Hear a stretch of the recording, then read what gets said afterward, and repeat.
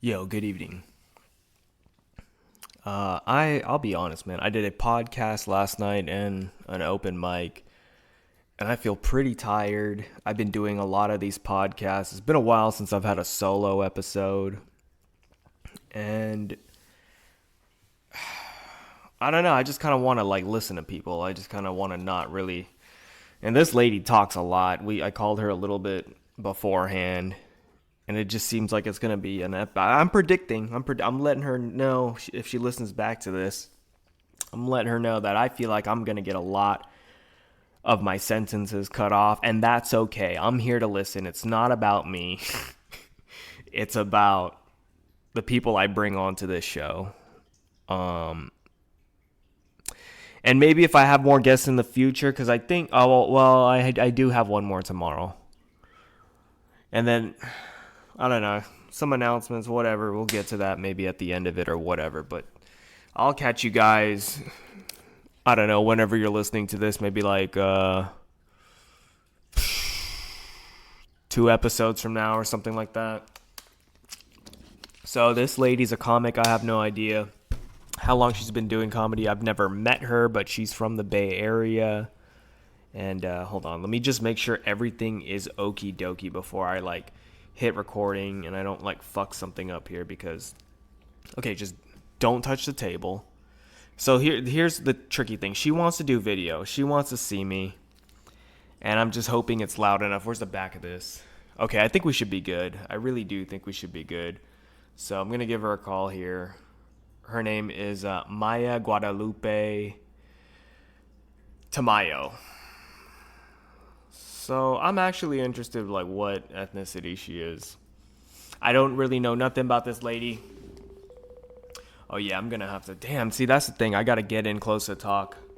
We're just gonna turn the volume up, the sensitivity high on this bitch. What up? Good evening. Hello. How you doing?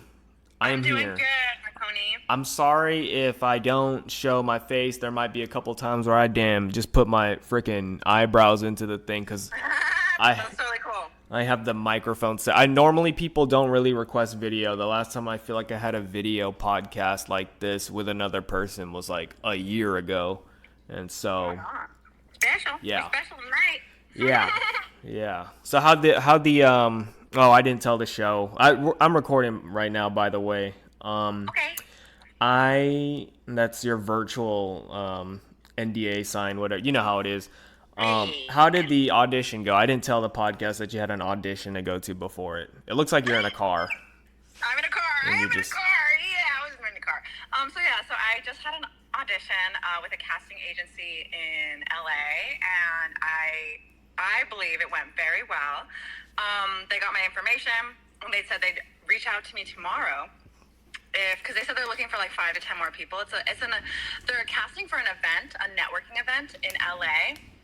I think their handle is Industry Network, but this event is happening in January, and it's basically bringing in creatives like singers, actors, models, comedians, people who have that like quote unquote star quality, in front of like big industry players, so other producers, other agencies that book talent and book for Netflix and all these other things. So, so the woman I talked to, it was a good rapport. I think it went well, and I'll know tomorrow if I got chosen. So we'll figure it out.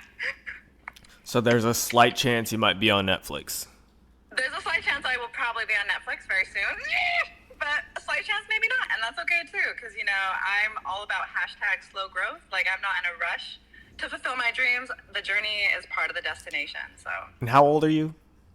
I am 27, turning 28 October 18th.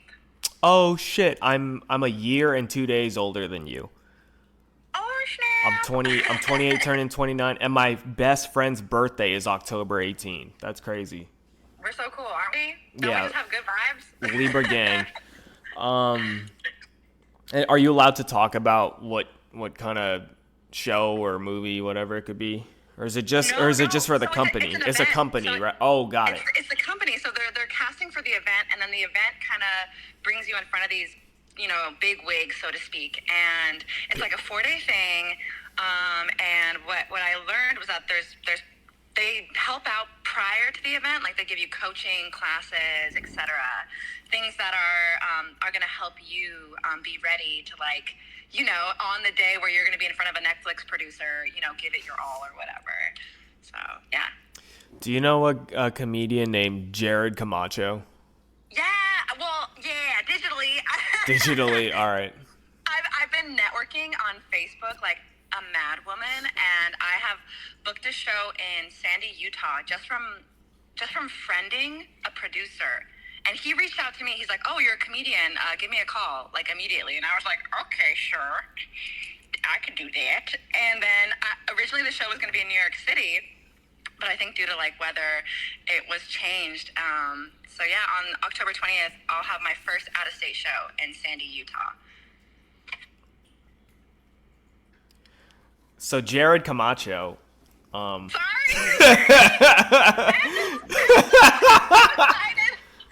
Like, you're like, that's not the assignment. No, you got the assignment and extra. Okay. So yeah, I saw him yesterday, and he was talking about his podcast and how he had somebody on who is now. I didn't look too much into it, but I guess he had somebody on before they were famous, and they're like doing national tours for some. I don't know what it is, but he's like, yeah, I got somebody before they blew up, and now that's how I feel about you going on Netflix. So if you ever end up on Netflix, I'm gonna be like, I fucking had this lady on my podcast. I'm gonna ride your coattails to the top, and then it's just gonna this interview is gonna be legend. You're gonna get canceled. People are gonna come back to this. I'm definitely getting canceled. Like, yeah. If I'm not already canceled, we're gonna get canceled. Because I definitely embody that like trickster coyote / supervillain energy. So I'm all for it. You are. Dang, I'm losing count. But now that I think, I haven't seen any of your comedy material. I saw like a couple of reels or something. Okay, this is what my takeaway is from my research, and it's mainly been Instagram. I noticed. Okay. Oh dang. 1 second. I'm gonna turn my air conditioning off because I don't know if you can hear that, but I don't know if it's gonna like be a background noise or something. So it probably will. It's not bothering me, but if you want like. Yeah, give me a second. Do a sponsor or whatever. You said you wanted to talk about your job or something. Can I take a bite of my burrito actually while you do this? Sure. Just. All right, I'm back. Okay. Your bite's taken. I'll probably edit that out. Right, the chomping noise. This is what I taken away. All of your videos and posts, they have like a filter on it, and the filter makes it look like I'm on acid. Like I see like, you know what I'm talking about? What's up with that? Is that a bit? Or is that like, you just like that style? I like that style, for sure. It's not necessarily a bit. It's more like just something that I love, like art. I'm an artist. I'm a mixed media artist. I've been doing collaging, painting, illustrating since I was a kid. So I really try to embody all of my art. Like when it comes to my Instagram, like I try to incorporate like, there's a little collage in there. There's a little bit of like DJ Maya, like.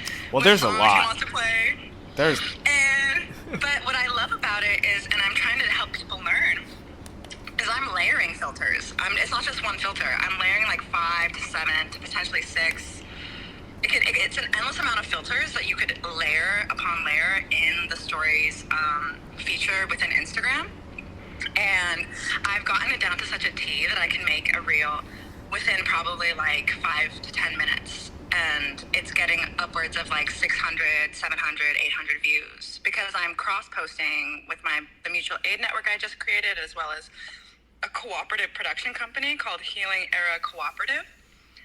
Excuse me, sorry, the burrito coming back to haunt me. So yeah.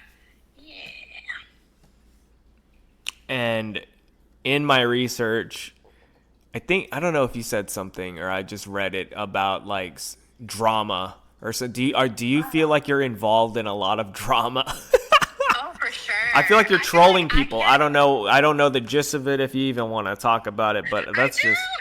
I don't know no comedians. Oh shit, my fucking hold on my. I told myself not to touch the fucking table, and I touched the table. Sorry. Oh, no. That's how you know I'm like into what I'm talking about. Don't touch the table. What was I saying? I never asked anybody about you. I don't know nothing. Like I said, I never seen your comedy. I seen a little bit, but then that's the only thing I took away from the comedy that I saw was the filters and stuff gotcha. like that. The filters are so distracting. Yeah, I don't know. I'm a simpleton, dude. I've got I was just telling somebody yesterday, doing a podcast with somebody yesterday. I feel like I've got ADHD. Like I feel like my attention span is probably shot, like pretty bad as of lately. I don't know. So that's something I'm working on. Yeah, you're probably right about yourself. I've been trying to like work on my attention span as well, like bringing myself more focus and clarity and like mindfulness in the moment. And there's just like little practices that help me. Definitely not going anywhere fast. I will forget everything if I'm in a rush. If I'm not in a rush, I'm like centered, my nervous system is regulated, like I feel good, then I'm like, I know what to grab and I know what to do. But if I'm like in a rush somewhere, I'm leaving behind my keys, I'm leaving behind my phone, my ID, like my scarf, my jacket, like everything will get lost if I'm in a rush. And also, I stopped drinking recently for that reason because I didn't like the way that it affected my brain. And while I was kind of like blackout drunk, going home from a show one night from San Francisco, my Lyft driver, I forgot my wallet, 2 iPhone devices worth like almost $2,000, passport card, everything, EBT, medical card, like even though the EBT was expired, all that shit got stolen from a Lyft driver. And it happened because I left it there in his car. The next morning, I'm like, oh, I should contact this man and find my things. And I get emails, receipts sent to my email, and there was no record of the ride. And I was like, wait a minute. So I became a sleuth, and I went to my bank account, and there was a record of the ride with the exact payment. And I was like, this motherfucker. It came up. Okay, then. And then I had to file a police report because you steal something like a passport card. I think it like ups the ante. Like it's a lot more serious of a crime because that's like identity theft. Why do you have your passport on you? Do you travel the country or do you leave the country a lot? I mean, I'm like Mexican. I'm binational, so I go to Tijuana and Ensenada, and like I'm hoping to go to Mexico City soon. I went to Ensenada. That's the only place in Mexico I went to. It was on a cruise. But I had a question. I forgot. Yeah. No, it wasn't a question. Just sharing too. I've never been blacked out drunk. I think the other comic that I had on last night was talking about getting blacked out and how he did too much. He drank all day without eating. He took mushrooms, and then I was like, I've never blacked out. And sometimes I had like the intentions to black out drinking. I was like, I want to black out. I've never done it, and it just doesn't happen. I get sick and just stop before I even. I don't know. Well, it was like low-key blackout. So I have like, it's fuzzy, but I have like imprints. You know what I mean? Like I remember like being like, hey, I might throw up in your car. Let's pull over. And then we pulled over, and then I didn't throw up. I'm like, I'm good. Let's just take me home. And then I remember walking to my front porch and like through the door. But then like, I don't remember, like it's fuzzy. So that's the point is I'm deciding not to drink any. I'm in darkness now. This is great. I'm deciding not to drink anymore. Hey, this is how originally we wanted the show. Anyway. I know, you're like, I didn't want to see you. Yeah.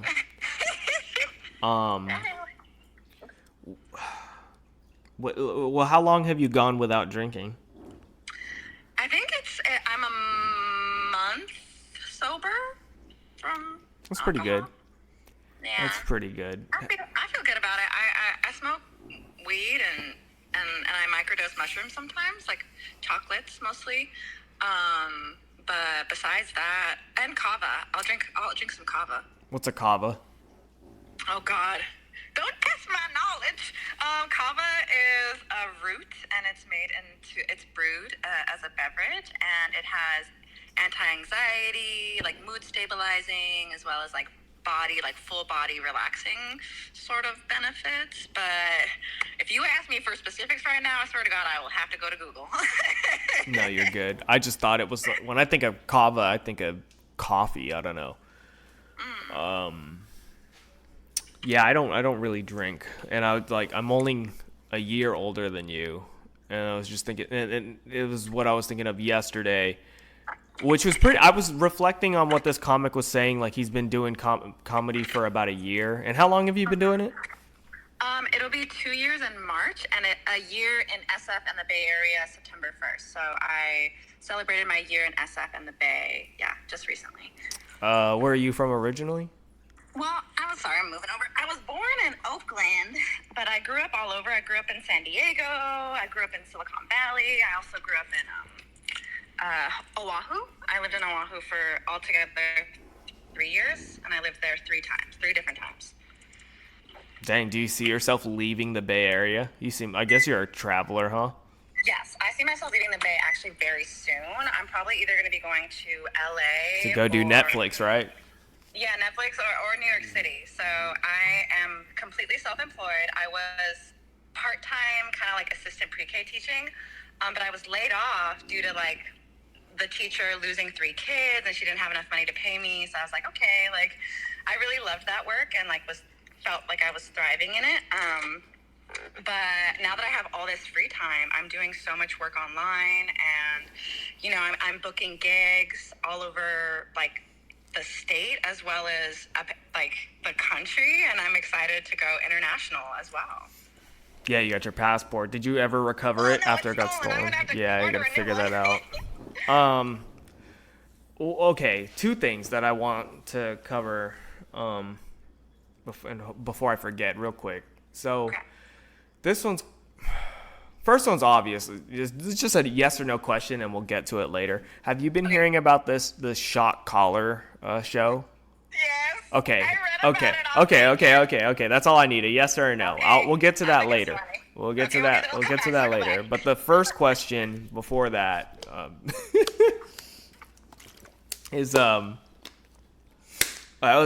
don't know. It's not much of a question. It's just like, what are your thoughts? Because I was talking to. Do you know who?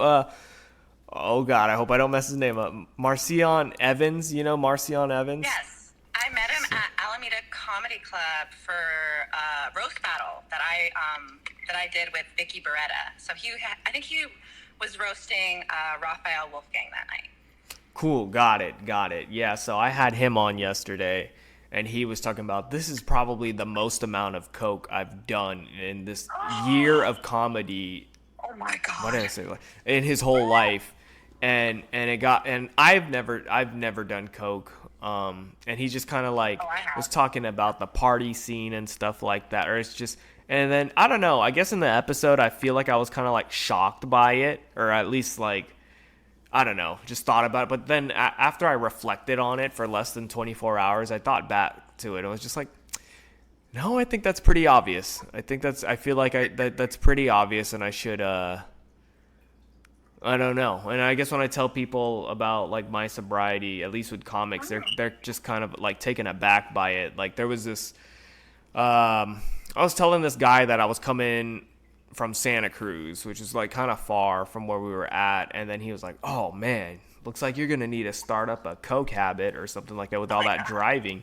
And I was just like, not really. I was like, I was just like, have you done coke? And he's like, of course I have. And I was just like, oh my God. I don't know, I just kind of been reflecting on that. But do people do coke for energy purposes? I've never done it. I don't know. You're asking the viewers at this point. Okay, because I did coke last year with an ex, and it was not a fun, and it was a toxic situation. But yeah, like he mixed it with alcohol so that he wouldn't get blackout drunk, and so that he was more cognizant during it. Like he only ever really truly did coke when he was drinking, but then again, he was an alcoholic, so he was drinking all the time. But my experience, a great alternative to coke is microdosing mushrooms, but it's not advisable to mix mushrooms with alcohol. This is like probably more woo-woo, but people who like believe that like mushrooms have spirit, and I'm definitely one of those. I do, but I don't really talk about it as much. I have this like inside joke with my girl about like mushrooms and respecting them and stuff like that, but it's been a long running inside joke for like many years, but I don't know, it's like an inside joke to the point where I kind of believe in it. I don't know. Well, it's like, to me, like, believe nothing but entertain all possibilities. Like I try not to like put myself into any box, but I entertain the possibilities that yes, these mushrooms have spirit, so I want to approach them respectfully. And alcohol is not a respectful way to approach mushrooms. And I don't want to go too much into it, but do further research for sure for those interested. Yeah, and oftentimes if you do mushrooms in a disrespectful way, in the wrong set and the wrong setting, you're going to have a horrible experience. Like, you probably will have a bad trip. Yeah. Oh my God, there's a man with a huge bicycle that just drove past. Sorry. Yeah, actually I don't know if it was the last times I did like a decent amount of mushrooms or one of the first times I did it. I haven't done them that much, like a handful of times. And then I kind of want to ask questions about like microdosing as well. But I remember one of the like last times I like ate a big amount for me. I just remember how it made me feel was it made me feel really drunk, and I didn't like it, and I felt like it was kind of like my lesson. And I don't think I was drinking either when I did the shrooms, and it was just kind of this lesson that like, yeah, drinking's dumb. Like your body just like I said, I never got blacked out drunk, and even when I attempt, my body just kind of taps out before I even get there. And I feel like I don't know, that experience was kind of like a lesson or something. And after that day, I didn't drink for over a year. It was probably like a year and some months. So like on my I don't know if it was like my year anniversary or just like a little bit after the year, I got hella drunk and I podcasted it, and I took like 6 or 7 shots in 15 minutes, and I threw up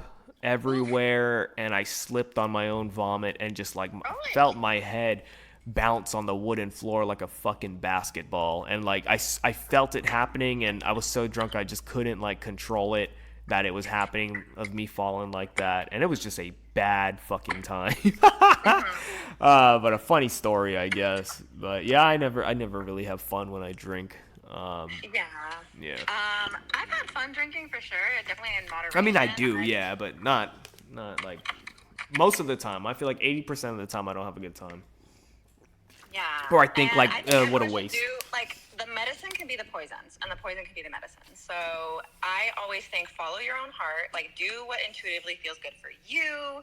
And yeah, so like I would never try to like tell people like, you shouldn't drink because I don't drink, and you should listen to me. You know, to me, I'm like, no, like I'm doing me, so you should do you. And I'm not sure what that looks like. But I try not to pass judgment on people who are like maybe dealing with sobriety, or like who are in the depths of potentially alcoholism, like either high key or low key, whatever on the spectrum of alcoholism they're at. But I have it, it runs in my family, so it's something that I take very seriously, and I try to like, yeah, I've been a stupid bitch. I've drank too much, done stupid things, you know what I mean? Said stupid things. And, you know, I don't know if you want to go like transition to the cheese man, but I feel like I'm somebody who, I recently started being more firm with my boundaries and being less of a people pleaser, because the way I have been historically is very opposite to that. It's very like, I'm not respecting myself, and in a way, not respecting myself is not respecting others. So yeah, I am firm with my no's now, and like my yeses are like, you know, resounding in the echo. But I'll just leave that there on the table. I feel like it's obvious, but it's still just, I don't know, I feel dumb even asking it. So at your age, at 27, yes, going on a 28, do you feel like, I mean, it sounds like you're slowing down with partying, and I was going to say before, at least you're aware of it, like even running in your family and things like that. Like some people, that's the first step, just even being aware, even if you're not at where you fear to be or whatever. But that's truth. But I guess if you want to bring up cheese may, that brings me to my. You know what cheese may is? I do, yeah. My girl's Mexican, and so. Then you know the cheese may. You've been getting cheese may probably every day from her. Not as much But like lately. personal Not as treatment, much. no? Not as much Oh, lately. that's I good. used to. I used to with like her work and stuff like that. But I don't know. It's kind of Oh, we should explain what slowed chisme down. means for the listeners who don't even know what that means. She's basically just like the gossip, the scoop on the drama, on things that are really kind of none of your business, I guess. At the end of the day, truly. But no, this shock collar comedy show, I brought it up because the fucking guy who's running it hit me up saying that Oh I'm my in for god. the show because I told him No. I was down and I signed the waivers and everything, Oh but no. now I'm thinking about backing out because I watched the video that he put up of him testing the shot collar, and that just looked so sketch, dude. Like that is just I'm not doing that, dude. And And why? And for one, abusing comics is like horrible. Like we're already broke, probably starving artists, like grinding to like to get ahead and like fulfill our dreams. hey, man, And no, like, I, and I then ain't like, not what I ain't is that? knocking. I ain't knocking if you sign up for it, man. I watched Jackass as a kid. I fucking love that show, man. Like I'll watch it. Shit, if I was in the area, I'll fucking I watch think it it should be only and be men. salute. Like no woman should participate and have a Hey, if she man shock wants her. to, people are reaching for equality. I mean, No, I don't. y'all just got the right to Okay, vote ladies, like don't do it. 30 years ago. So Don't let let him the get men shot. shock you, ladies. Let Don't do them it. Don't listen. Ignore him. Okay, thank you. Go ahead. Totally fine. look.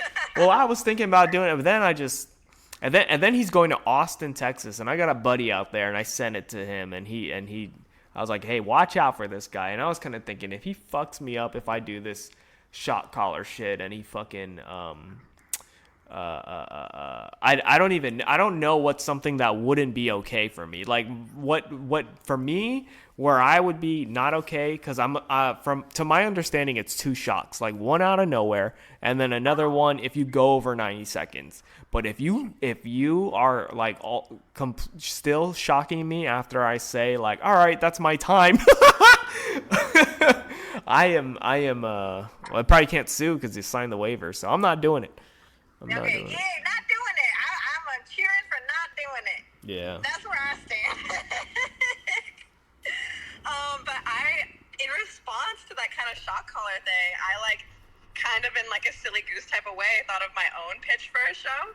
And it's like a cross between like Thunderdome and Battle Royale and Hunger Games. Where Yes, it's I like, saw that. You were talking about guillotine people or something. yeah, like chopping off some heads or like having people get, quote unquote, eaten by a lion. But I love that concept, and it doesn't necessarily have to be only 20 people. Like, imagine you had 50 comics in an arena. So, like, you're not always going to be performing. It's kind of in rotation, and, like, each person, like, has their turn. But, like, then maybe, like, in the meantime, when you're not on the chopping block, you're, like, snacking or networking with other comics or, like, playing games to win, play stupid games to win stupid prizes. You know what I mean? Like, there's so much possibility. And I got such a good response for the idea. And someone commented, like, you need to copyright this immediately. So I did. I looked at, like, how do you copyright, like, a premise for, like, a reality TV show or even a TV show in general? And I did it. I looked it up, and you have to, like, have like written like conveying the date, and then you have to show the idea. And what I did on Instagram was I just posted it, and I captioned my post so like my words appear as text, and I say my name, the date, and then I show the idea. And then and I even like looked up like a GIF or whatever on the Stories app that said copyright, so people knew that I wasn't fucking around. And to me it's silly, and I'm not necessarily even like saying like that premise or idea ever has to come to fruition. Like, it's, to me, I just was fucking around and finding out. But hey, what if Netflix wants it and they want to work with me and I become like a bajillionaire from it? Like, I'm down with that option too. Do you ever sometimes feel like ideas are just like ideas like that, or it's like throwing darts at a dartboard hoping you hit the fucking bullseye, but you're not really like but you're throwing it from like a far distance, so you aim barely matters. It's really about just getting lucky, if that makes sense. I feel that way. I feel that way Yeah. about like just I don't know, man. Sometimes I feel like there's certain things that could have got picked up, like that idea for a TV show, but it just didn't happen because of just the higher power. And when I'm even talking about higher power, like not even God, just like literally the people who run fucking Netflix or something. There could be some genius fucking idea that comes by, or like there's like a really good comic. Like I've been watching a lot of like Netflix specials lately, and I just like don't fucking like a big majority of them. And all I could think is like, what if there's somebody who I would legitimately enjoy, but they're just not in my algorithm because whoever the fuck is working in these corporate buildings just won't give them the pass. And there's someone out there who's just been an open micer in fucking Oklahoma for 15 years. And to me and how I think, they're just the funniest fucking person on the planet. And yeah, I don't know. All right. You've sparked an idea, which I'm copywriting. Copyright. Where, oh, fuck my brain right now. You were talking about ideas, right? Can you just rehash what you just said? Because you sparked something really cool, and my brain just like slapped me by being like, delete. I was talking about how there could be somebody who's extremely fucking funny to me. Oh, but, okay. I remember. Okay. Okay, so you know how there's Netflix? You know how there's like big streaming services? I think underground comedians should look into developing a streaming service for like our specials, so that we're not waiting for Netflix. We're not waiting for these big companies. I think it's YouTube. I think YouTube is the way to go. Well, YouTube, but I get that, but I mean more specific, like only stand-up. Like, so like you're as a stand-up comedian, you're literally just looking to like connect with other Comedy Central. Other comedy scenes, but like, and that's what I'm doing on Facebook. Is I am adding other comedians from different scenes. So from New York, from Austin, Portland, Seattle, like all over, and even international. So London, Rome, and I'm finding that by like broadening my comedic circle, like the realm of possibility is like tenfold. And I highly recommend being audacious with your self-promotion, because it's working out for me in ways, and it's like, it's stressful and it's a lot of work. And I'd be happy to share more like at a later date on like the techniques and the tips and like the tricks of like how I've gotten such a like for example, today on my on my professional profile on my main account, I recently went from private to public. I have had almost 6,000 views in less than 3 days on my profile, just from networking on Facebook and Instagram. And that's why I'm like a little bit shadow banned. Like I can't like things right now. I can't comment on anything, and I can't follow anybody. I can't block anybody, and I can't remove followers. So it's very strange the way Instagram is treating me. And whenever I try to do any of these things, it pops up a screen that says, try again later. We do these things to protect our community. And I'm like, is me liking someone's stuff and engaging with their content and love bombing them, how is that not good for your community? Hold on one sec. Are you driving right now? No, I'm not driving. My mom is driving. Oh, okay. Okay. She's minding her business. Got it. I was just like, she is not looking at the road at all, and I just see speed behind. I'm like, all right, okay. Sorry. See, this is why.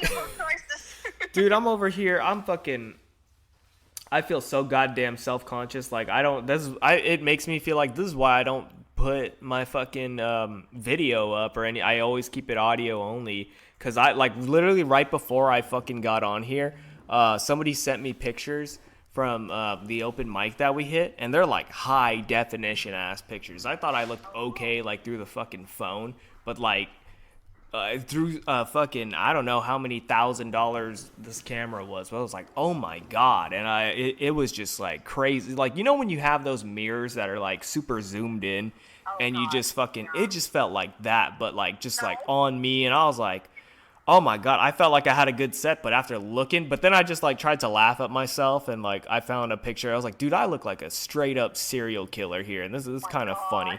So I'll just try to. I put the Chris Benoit theme song over. Do you know who Chris Benoit is? I do not. Chris Benoit is a former pro WWE wrestler who he killed his wife and son, and yeah, I was a big fan of him before he did that. Yeah. And you told me when I called you before here that you were going to wrestling. You have wrestling practice? Like, do you do? I joined a pro wrestling gym. Oh, called pro Oasis. wrestling. I thought you were doing like actual wrestling, like I'll double leg your ass. Fucking. Well, it's wrestling, like professional wrestling, like WWE wrestling. Yeah, that's But cool. It's but it's professional. But I mean, like, it's like the people who go to that gym travel around the world and like perform, like in Mexico and TJ and like Hawaii.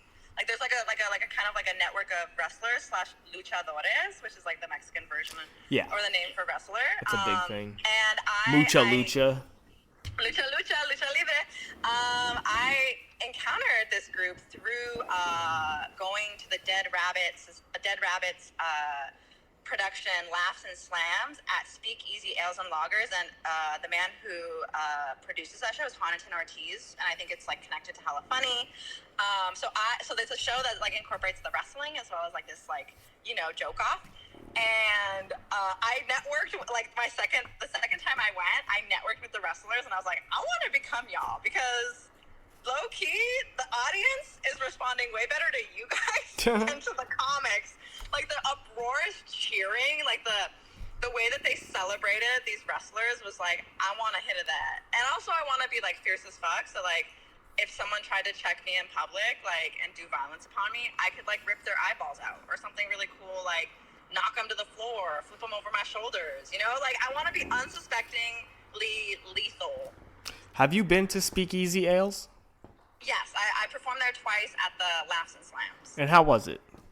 It was amazing. I mean, the first time was a lot better than the second time for me personally, but the first time I was the first one I literally ran up to the stage. I was one of the first performers with Jason Cruz, and Jason knocked me out, but I stayed in for a little bit, which I'm proud of myself for. Like, there were some comics that night that didn't even last one round. Like, they tried to make the audience laugh once, and they didn't, and then they were gone, and I think I at least got 3 laughs, 2 to 3 laughs. Oh, nice. Before I got knocked out. So I was like, yay, at least it wasn't 0. Yeah. I was supposed to do a show there with, what the heck is his name? K Chang? K Chang? Oh, yeah. Something like that. Hella Funny Asians. Yeah, but I had to, something happened. I think that they said to back out last minute. But somebody told me that area is also dangerous. It's next to like Hunter's Point or some shit. I don't know. Yeah, I personally prefer, this is my personal boundary. I don't want to do comedy in SF for much longer. Like, I love doing comedy in the East Bay way more than San Francisco. San Francisco, unfortunately, is predominantly white male or white female, and like led and run, and I know Hella Funny book shows all over the Bay, and they're not white male led and run, but there's a lot of like undertones of patriarchy and misogyny in a lot of the scenes in San Francisco, and I'm finding that in the Bay, in the East Bay, when it comes to like the queer open mics, the women run mics, those ones, or the shows even, those ones I'm having amazing experiences with like I'm having killer sets, and the audience is like loving me. And then I do comedy like at an open mic or even at a show in San Francisco where most of the audience is male or most of the comedians are male, white, whatever, and I'm not getting the same responses. So like I'm such a like bougie bitch at this point where I'm like, I'm curating my experience to the T. I will not show up and perform in spaces where there's like disrespect of women, where there's like violent joke rhetoric like about rape culture or domestic violence. Oh shit, they'd fucking hate me. Wait, I didn't hear that, and I want to laugh. What'd you say? I said they'd fucking hate me. Oh shit! Because that's a big. Well, I got a domestic violence joke that I haven't said in a while, but I'm thinking about saying it. Don't do it right now, dog. I will be #triggered. Not saying it right now, but saying it for this upcoming show I got, or just some. I don't know, but like. How about, okay, can I get one free pass for a #trigger? It's like a one-liner joke. No, don't do it to me. No? Don't do it to me, Marco. But you're a comedian. Don't you think you have to have tough skin? But I'm also a survivor of violence, and specifically sexual violence. This isn't violent, though. It's not violent. Okay, well then lay it on me, and then I'll give you my honest reaction. All right, it's not too crazy. So lately, a lot of people have been calling me gay. And, not gay as in homosexual. Gay as in annoying. All right, that's it. That's it? That's it. That's not offensive. Not once did that make me feel any weird way. And that might be just my personal seat of experience. Maybe another person might be offended by that. I don't know, but that didn't feel weird. Like, what feels weird to me is like when male comedians like make fun of the fact that women are afraid of men. Like that type of comedy is like unsettling to my heart. And like, to me, a lot of the male comedians in the scene in SF and in the Bay, their target audience is themselves and men. It's generally mostly not feminist or like targeted. It's not targeting queer people or women. So when I don't laugh, it's because it's legitimately not funny. Like, I'm sorry, I'm like, I get that, like, maybe a dude would laugh at your dick joke or your, like, I don't know, whatever joke, but I'm not the one. Like, honey, it's not me. I think we are, not even just like creators or comedians, just even like an audience or people in general. Like, unless you're like, I don't know what it is, but like doing a dick joke or a pussy joke or something, you're not gonna get people with, ooh, I'm talking about this, ooh, I'm hitting a nut. Like, you have to be creative about it at least. Like, if you're gonna go there, like talking about your dick in general, I feel like is already a risk in itself, and so it better be I better be able to, right? like, it better be worth hearing about your dick. You know, like, nobody asked for this. You're fucking verbally, you're verbally sexually harassing people. Sexually. Oh man, I had a joke that I know it's like another one-liner, but I no longer do it because I forgot about it. But I set this up. Oh man, now that I'm going to say it out loud and knowing probably what you're not into. This isn't violence. It's not violence. It's not violence. So it's fucking, I seen a couple front row at a show once, and I just pointed at the guy. I was like, "That's your girl?" I was like, and he was like, "Yeah." And I was like, "How long you been together?" And they said like 2 years or something like that. And I said, "Ah, nice. Have you ever pissed in her mouth?" And everybody was just like laughing and kind of like, what the fuck? And even he was laughing, and I was like, yeah, man, the first time I ever pissed in a girl's mouth was through FaceTime, and that was it. And then I moved on. You moved on. That's funny. I'm not offended by that. Okay, cool. Maybe I'll bring it back. That's not punching down on women. That's not saying like, ha, women get raped, ha ha ha, women get raped, or women get beat up, ha. That's not that. Okay, man. I need this one pass. I need this one pass for this joke, and it somewhat is domestic violence, but I promise it's worth it. I promise it's worth it. Well, I can't give a pass if I can't give a pass, but I will hear you out. All right, check it out. I don't care. We're at 43 minutes. If you want to end this podcast short because this joke is so upsetting. All right, here we go. So the other day I was watching this crazy story on the news. It was about this this ex-boyfriend who went to go kill his girlfriend and her husband. He freaking followed them from the gym to like the freeway and shot at them on the freeway, man. He shot at his ex-girlfriend like 5 times in the neck, in the chest, in the shoulders. But luckily, hear me out. Luckily, she was all right. Like, nothing like really fatal or anything. She's gonna be all right. And they fucking caught the guy. And so I'm watching this with my girl, and she like turns to me and she's like, if I ever like cheat on you or something like that, you better not do some out of pocket shit like that. And I don't know, I just felt so offended, you know, like really you think I'd like, how disrespectful, like you really think I'd do something like that's the first thing your mind like resorts to, that I do something so stupid like that? Like, you know, you really think if I shot at you, you'd live? You know, you think they'd catch me, dumbass bitch. All right, that's the end of the joke. That's it. I liked it. It's good humored. It's good hearted. Fuck yeah. You're not saying, yeah. I didn't feel any weird. I did weird vibes by that. I'm doing that joke this weekend. Fuck it. I'm opening with that. No, open with it, and let the games begin. That's funny because I think my girl's going to that show too, and she fucking hates that joke. Oh, okay. Well, that'll be even better because that'll add contention in the room, a little bit of like. Well, the thing. So one time, she was with me with the show, and I think this is kind of what sparked me to not do it as much. I don't know, and I just remember she's like, I don't like that joke. I don't think it's funny. And so like I like recorded just the audio of it and I played it back. And like when I hit that, whatever that punchline was or whatever, I'm like, you hear that? That's laughter. It's a funny joke to some people, you know? Oh my gosh. Yeah. I think dark humor, it can be done tastefully or done horribly, and it's a fine line to balance. And I have done dark humor, and I love dark humor because I think times dark humor is the medicine for comedians' souls. Like, we experience these dark things or have these dark feelings or thoughts or whatever, and it's a part of us. Like, we have to incorporate this, quote unquote shadow aspect of ourselves, and it helps us continue on. And this is just me personally, like being a survivor of violence and somebody who was at a very young age very suicidal and like not enjoying the life experience. It's almost like comedians are alchemists. We alchemize our pain and we turn it into joy, and we're trying to help others do the same. So when we do stand-up shows, when we're out there, sharing our whatever, our bits, our jokes, our truth, our fucking observations in a funny way, that's essentially what I am doing, is like I'm trying to connect and relate with the audience first and foremost. Like, I'm not trying to just parrot material at them. Like, to me, it's like almost like a sacred experience that it's like, I want to know how they're feeling. Like, some of my material probably won't work with them. Some of it will. And like, I've definitely not read the room and gotten like kicked in the ass for it.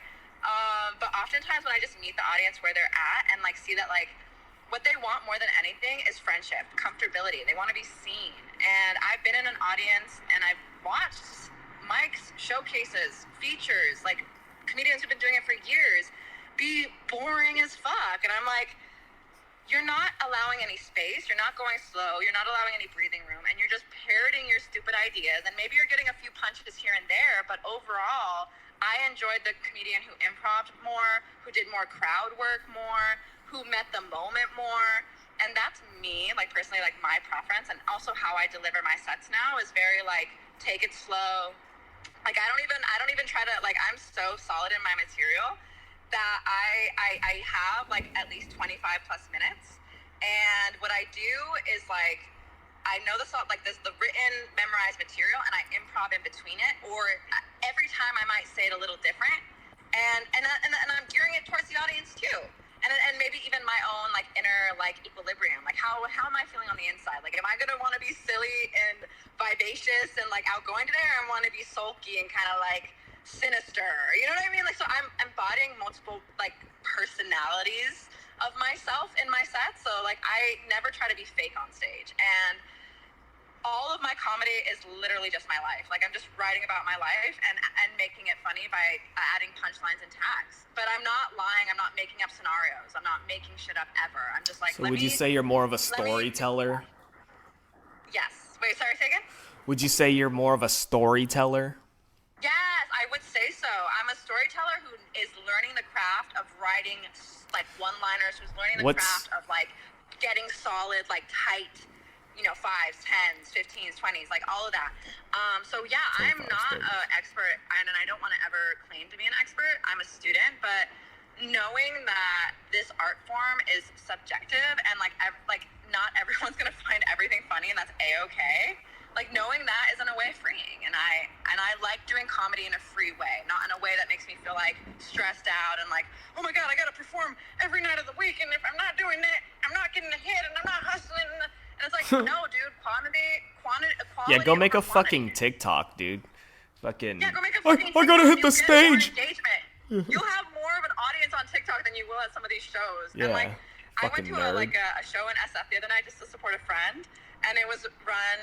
It was mostly male comedians. Like, there was only 2 females, and the audience was barely engaging. And I got a literal review from a woman who just came to the bar to drink and like, oh, surprise comedy show. She's like, yeah, like barely anybody was funny. This was bad, but I really liked this one person, and then this other person was really great. And then I was like, hey, there's really good comedy all over the Bay. You really just have to know where to look. And if this wasn't your vibe, here's some resources for maybe different venues or different producers who book different types of shows with different audiences. And that's what I love, is like, that's my heart at the end of the day as the comedian. Let's collaborate. Let's do it in unity. We're going to be stronger together. I think all comedians in general should unionize.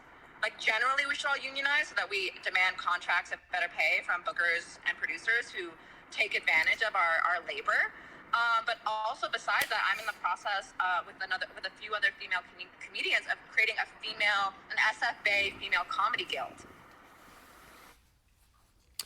So there's a lot. I'm doing so many different little projects, but that's a little bit. Yeah, my mind's spinning with questions. I'm trying to pick which one I want to propose to you.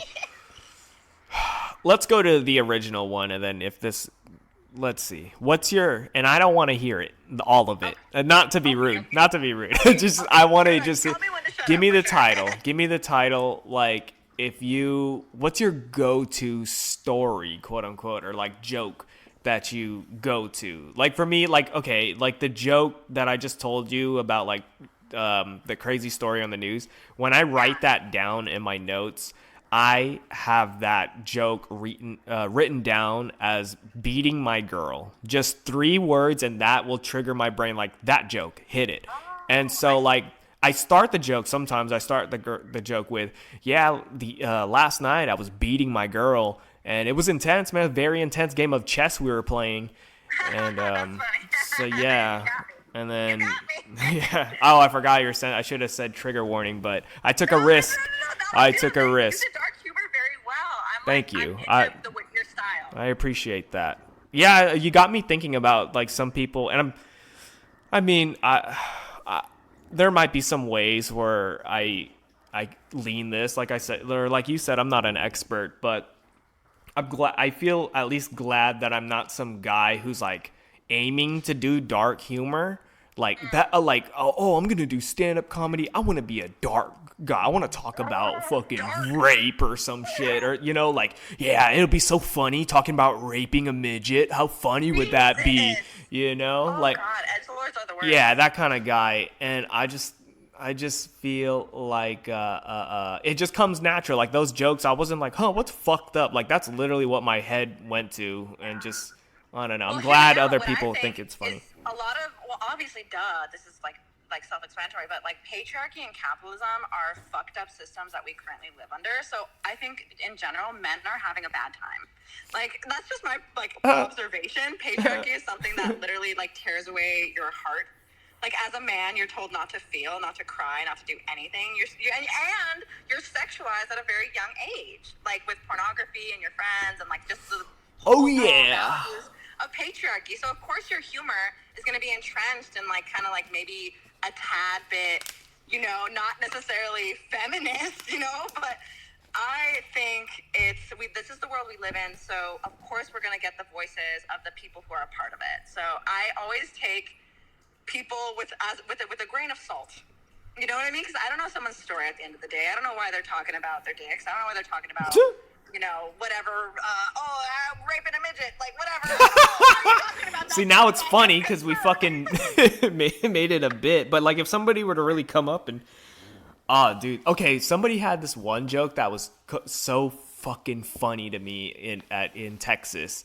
And it was this joke about... This is a girl saying this joke, but the whole time they were on stage, I thought they were a fucking dude. And the joke... They just randomly start talking about, so I was thinking about fucking a duck, and I was thinking about, not that I would actually do it, but I was just thinking how hard it would be, because the way they fucking waddle and all this shit, and I was just... That is horrible. That shit had me... When you say don't think of an elephant, you think of an elephant, so we don't want to picture these things. I don't know, that shit had me fucking rolling, though, man. I came up to the match. That wouldn't have me rolling. That's so funny. So you see what I'm saying? It's subjective, everybody, It's because I'm a male. It's because I'm a patriotic male, and that was fun. I don't support bestiality or whatever. I've never. Maybe that's why it's funny, because I don't feel guilt about, like... I have a bestiality joke. Okay, let's hear it. Well, never... I'm sorry. I feel like I cut you off. It's workshopped. It's not fully tailored, so please forgive me if this isn't funny to anybody but myself. All right, let's hear it. The joke is this. So, like, okay, if I was homeless, I would be a furry, because humans love dogs, and I think I would get fed a lot. But hear me out, and on my sign, on my cardboard, it would say, help, need dog food. But I honestly don't think I'd be that safe, because men still fuck dogs. Okay, that's it. God. I don't fuck dogs. I know you don't, dog. I know you don't. I don't fuck dogs. I've thought of it once, but that's... Thought of it once?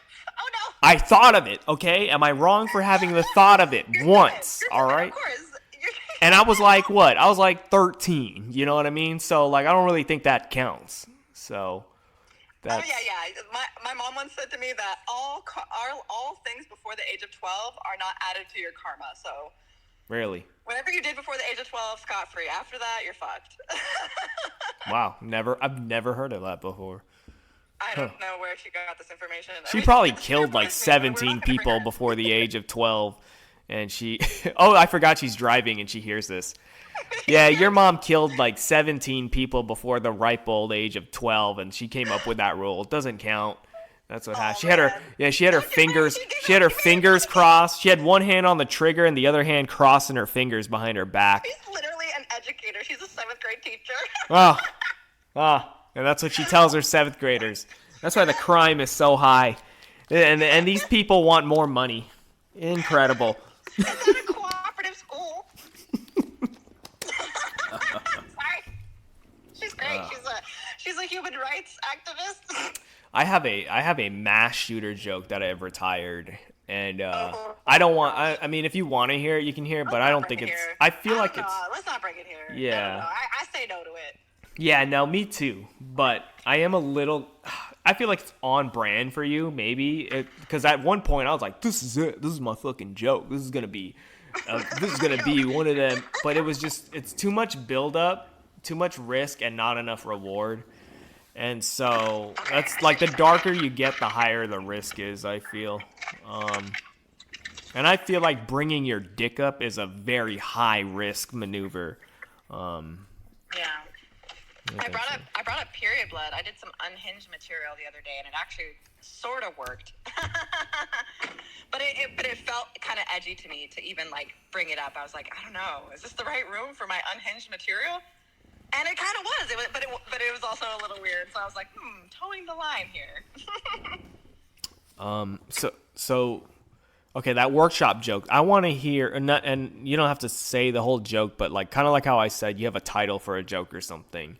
What's one of your like go-toers? You're like, oh yeah, this has a high percentage landing of people thinking this joke is funny. Well, I have a bit about my name. My name is Maya Guadalupe Tamayo, but in grade school they called me Mayo Guacamole Tomato. And generally the way I deliver it, that always gets a laugh. That's a good one. That is a good one. Yeah, thank you. It's a clean bit, so I've made children laugh with it. You know what I mean? Like that one's solid. I also have one about like not getting beaten by the chancla, and like kind of like I kind of needed the chancla, and I got a neck tattoo now, and I don't think I'd have one if I got on the chancla. But I intersperse a little crowd work in between there, and like kind of engage with the audience, like who doesn't know what the chancla is? And generally, most of the white people don't. And then like I definitely make like the people who know what the chancla is. When I say like I never got it, it makes them laugh. But the people who don't know what a chancla is are like, she didn't get what, you know? Yeah. Like people who don't get cheese may. Exactly. Yeah. I'm sorry if I I'm taking my face off, but it's because I am putting the microphone from the phone closer to the microphone on my laptop here, or my actual microphone. I don't know if you see this. Hold on, I'll show you it. See this right here? That's a microphone. Oh, So now I'm trying to get just the actual phone up to it, because I'm looking at this shit is so hard, dude, just trying to like be a producer. Like yesterday I did the podcast in my fucking car, but I was thinking about it. It's like, man, if you really want to do a podcast, don't be some fucking I already do this enough in my life where I spend a lot of money on something because I want to do it. And I don't want to just buy a bunch of podcast material and be like, yeah, let's come over to my studio. I pay $1,300 a month for this. We have a couch. We have water. Whatever, dude. Just make a call. I don't care. As long as people can fucking hear you, and if the conversation is somewhat interesting, okay? No need for this vibe shit. Oh, put on your headphones. Get the fuck out of here, dude. Sorry, I don't know why I got angry. I appreciate your passion. I'm just, you know what it is? I'm angry about just producing stuff like that. And I guess it's kind of a run-on joke in this show that like, oh, maybe one day it'll be, I'll have a dumbass sponsor and be like, oh, hold on, Miss Guadalupe, we're going to freaking take a break here and talk about 4 hymns. This is, the reason why, or some dumb shit like that. I don't know what the hell I was talking about before this. So I moved the thing. Oh, yeah, I was just looking at this the audio waves, but I think it'll match now. It felt like mine was a little higher, and then when you're talking, Okay. so I don't want to overpower it. But so Wow, I that's got very mad. feminist of you. You're talking about your name. You're talking about. I'm sorry. What I cut you off, didn't I? What were you talking about? We were talking about some, like you said, how like the way you write your jokes, how you remember them, and then like what were like some of the things I kind of go to. Yeah, you brought And up your something name. something that you kind of inspired for me to share is like kind of a tip and a trick that I do for myself. And if it works for you, cool. If it doesn't, that's fine. But the way I like to memorize my jokes is creating like almost like a joke short form. So if I have a bit about being bisexual, I'm just going to write, BI. And then I have a bit about my like being raised by a Mexican hippie and the whole chocolate thing. So I write just MH for Mexican hippie. I have a bit about like being engaged to myself and like, wearing a fake diamond ring and, then I'll put like, and then on that, for that joke, I'll put DI. So it's not the whole thing. And then by having these joke short forms that are just very, very easy, like just maybe 2 letters or characters, they could even be emojis. Like it could be anything for you to remember what your joke is. It truly doesn't matter. And just memorizing it. And then potentially the way I do it, I'm a theater kid, so I had to memorize lines for days growing up. Like basically I did theater from kindergarten to 10th grade. Or sorry, 11th grade. Yeah, around that time. And so I know like memorization techniques. So something that I always do to memorize things is, one, obviously just keep repeating it like you're a parrot, but incorporate some movement, some somatic movement. So like I generally, when I'm trying to memorize something, I'm saying the thing over and over again, and then I'm pacing or walking or whatever. And then another tip and trick that I like to give to up and coming or like new comics is like maybe create a little jingle. You know what I mean? Like create something that's like, oh, like I'm going to remember like bye, die, MH. You know what I mean? Like maybe it could be a little songy type of deal, but whatever you need to do to commit it to memory, do it. And I have this life hack for myself that not every comedian has. I have a hand tattoo. So I remember like I've done this a few times, and I'll write my joke short form right next to like a dark line of my hand tattoo, and it kind of blends in. So, and it's on my left hand, and I'm holding the microphone with my left hand. Mm-hmm. So it's like, so I'm able to see my joke short form and the order. And like, for example, I can have like a 20-minute set on my hand, just in joke short form. If I say that one more time, I'm going to shoot myself. But anyways, just shoot myself. Yeah, so like that's a trick for me, is like I have this hand tattoo, and I will give this away to you guys. What I'm going to do once I have the solid either 30, 45 to an hour set, literally down to a T, whenever that happens, God bless, I'm going to tattoo it on my hand.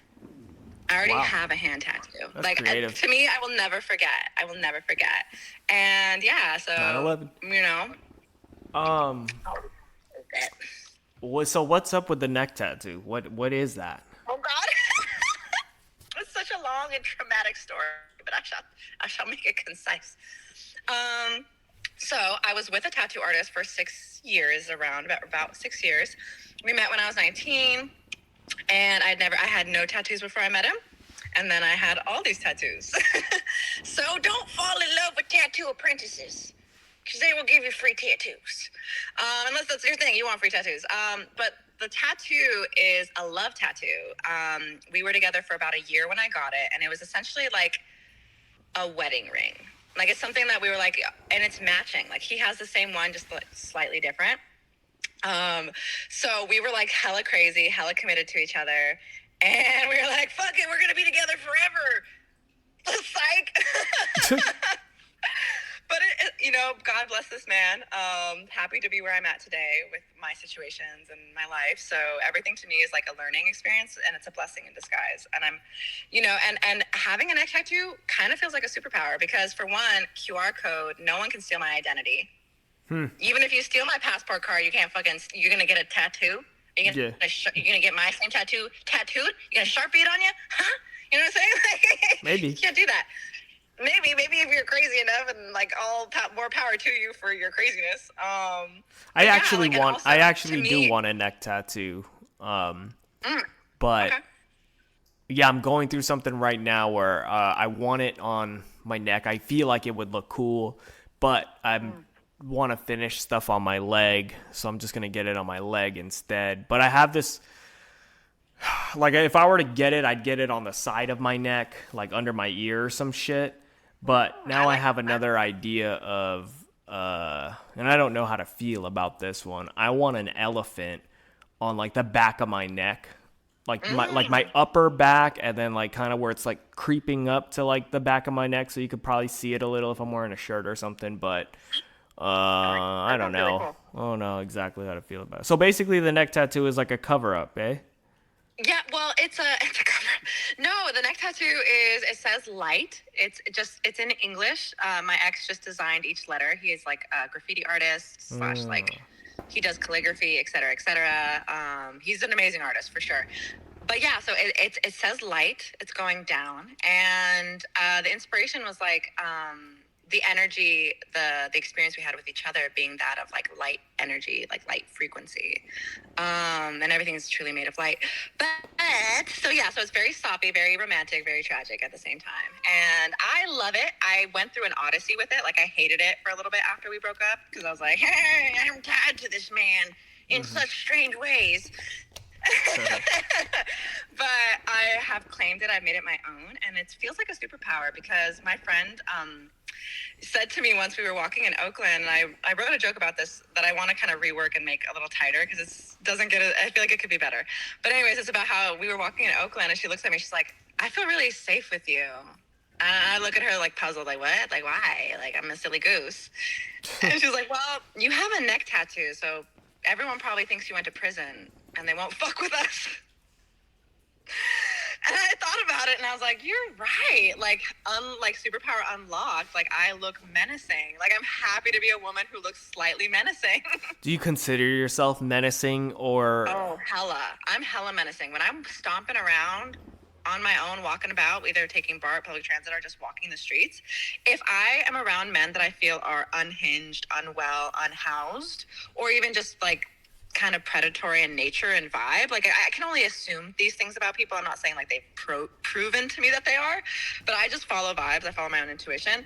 I will walk as if I'm stomping on people's souls, like from Adventure Time. That one character. Anyway, so I walk around like if you look at me wrong, like my ancestors will chop your head off. Like that's what the vibe I'm trying to convey, because unfortunately, and I know that this is like maybe not relatable to most male comics. Sorry, I'm in the dark again. No, I'm just showing you my facial expressions because you see you I love asking it. for that. So just, yeah, when you said stomp, you have my ancestors stomp on your head, I got wide-eyed. I know. So think about that. So unfortunately, women are like we're not safe alone, and like unfortunately, it's the case. If we're out late on our own, or even just like I was at the BART at 12th Street, Oakland, waiting to go to San Francisco, waiting to get on a BART to get to Punchline, literally. And I'm minding my business with my headphones in, and this man pushes me on my left side to get my attention and says, I like your bag. And I'm shook. I'm shocked because he made no visual contact before he pushed me. So all of a sudden I was just kind of pushed, and it wasn't like a gentle push. It wasn't like a nudge. And I was like, okay, this man is crazy. Was he menacing looking? No, he looked like the hunchback, like a Mexican hunchback of Notre Dame. Like he was old or something? He looked like maybe around my age or a little older. He could have been younger, swear to God, but he was like facial. Hey, fool, I like your bag, or something like that. No, yeah, and I was like, dang, and I started talking to him. I was like, you don't do that. You know, you make visual eye contact if you want to talk to me. You can wave at me. And I'm such a fucking crazy bitch. I literally start yelling this man out of the BART station. Like, I'm saying shit like, you respect your sisters and respect your mothers, and you never touch women without their consent. And I'm having a moment, and I'm basically screaming at him. And he's like hurriedly walking away from me going, shh, shh. I'm like, bitch, you pushed me. Now you want me to be quiet? Sorry, that's not how this works. So after that, I have to the next day I come back, I file a BART police report because any touching with zero consent is assault. So yeah, it's serious. And, you know, I feel like unfortunately, women are cast in this submissive role, that we're weak and that we won't speak up for ourselves. And I find the louder I am, the safer I am. The more colorful I am, the safer I am. The more seen I am, the safer I am. So that's why I kind of stomp around. Like, I want people to be afraid of me because I don't want to get raped, assaulted, kidnapped, sex trafficked. And it's happening to women way more than it's happening to men, but I'm not saying that it doesn't happen to men. I got fucking kissed on the cheek without consent once, and I fucking if I were you, I would have. If he was like, "I like your bag," I would have been like, "Thanks. You want to see what's in it?" And fucking that's when you pull out the fucking hammer and just fucking bear mace him. I feel that the rage in my body when I was yelling at him, I felt like I was beating his soul. So like I didn't have to beat him physically. Hey, it's mental warfare, dude. Some people have that look of it just looks like too much work. If that makes sense. There's just So what I'm doing and what I would love to share with you is like based off of these kind of experiences of like having my stuff stolen, getting pushed at bar, I am going into #hibernation. Like I'm taking the fall and like winter I'm taking a break from comedy. And I don't mean like completely, I mean like 50-60% break. I'm not going to open mics as much as I used to. I'm getting booked on shows consistently, so I'm just going to the shows that I'm getting booked on. And the mics I go to are the women queer mics. So there's one in Oakland at All Out Comedy, and there's several in the Castro, and then there's a few. Sorry to cut you off. Before I forget, how much trouble would I get in if I pretended to just be gay, to go to the queer gay open mics, women only open mics? I don't do you have to do that kind of material? Like what if sexuality is a spectrum, so I don't think you'll ever be policed, and so like use your own discernment and like your judgment of like what spaces you want to go. Sometimes I see it as a challenge. Mostly curtailed so that we don't hear violent rhetoric. So we're not hearing comedy about rape. But what if they love my shit because I'm clever with it and I take big risks and it merges people to not be so divided? I highly recommend come through and see how the audience responds to you. Like that'll be your true tell. Like I will never discourage somebody from like doing whatever the fuck they want to do. Like do you, but just know that the audience, the people there, they're gonna also do themselves and they will react to you. I want to say this, and I feel like your opinion will help me out, or your idea of how I feel about this matters. Okay. By the way, I don't know if you've been keeping. We've only done an hour and 12 minutes, so I know I said 2 hours, so I got a little bit of time. So here, help myself. Okay. I don't know if you can already tell by how this hour and 12 minutes is gone, but I'm a pretty straight guy, and I no gayness in me at all. Maybe almost a little. Like, okay, here, I feel like this has been a theme for almost a year of me. Because a lot of this show, when I don't have guests on, is just me trying to figure myself out. And I feel like, to a certain degree, I've got a little bit of homophobia in me. You know, not proud of it. You know, it's just how I am. If you can sniff it, if you can smell it, it's there. I guess. And I think about... It's more like, see, I don't have a problem with other people. You can be gay, and I'm not going to be like, oh, how could you? The Lord is going to fucking punish you. You're going to burn in hell. Like, it's not even like that. It's just kind of like, you know, somebody fucking, like, I brought this story up before, so I'm going to give just like a quick version just for you to study off of and give me your homework assignments. Yeah, at-home evaluation. So, how do I say this?